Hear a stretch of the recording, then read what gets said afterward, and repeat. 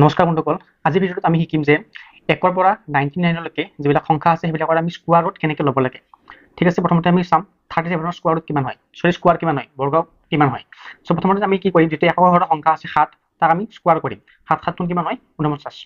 49 9 হাতে গ'ল 4 মনত ৰাখিব। নেক্সট আমি এইকেইটা পূৰণ কৰি দিম, 3 7 আৰু 2 আমি ইনটু কৰি দিম। কি হ'ব, 2 3 গুণ 6, 6 7 গুণ 42, 42 4 কিমান হয়, 46 6 হাতে গ'ল 4।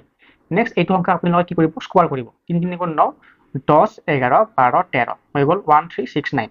নেক্সট চাওক এইটো কিমান হ'ব, 4 4 4 ইনটু 4 কিমান হয়, 16 6 হাতে গ'ল 1। এইটো ইনটু কৰি দিয়ক, 2 2 গুণ 4, 4 4 গুণ কিমান হয়, 16, 16 1 17 7 হাতে গ'ল 1। ঠিক আছে, 2 2 গুণ 4 5, বুজি পাইছে। এইটো চাওক আকৌ এবাৰ, 6 ইনটু 6 কিমান হ'ব, 6 6 গুণ 37 6 হাতে গ'ল কিমান, 3 হাতে গ'ল কিমান, 3। 2 5 গুণ 10, 10 6 গুণ 60, 60 3 কিমান, 63 মানে 63, 63 3 হাতে থাকিল 6। 5 5 গুণ 25, 25 6 কিমান হয়, 31, মানে ইয়াৰ যিটো স্কোৱাৰ হ'ব সেইটো হ'ব 3136। নেক্সট মোক কমেণ্টত জনাব যে ইয়াৰ এনচাৰটো কি হ'ব। লগতে বন্ধুসকল, এনেকুৱা ধৰণৰ মেথছৰ ট্ৰিকসমূহ পাই থাকিবৰ কাৰণে সকলোৱে আমাৰ চেনেলটো ছাবস্ক্ৰাইব কৰি ল'ব।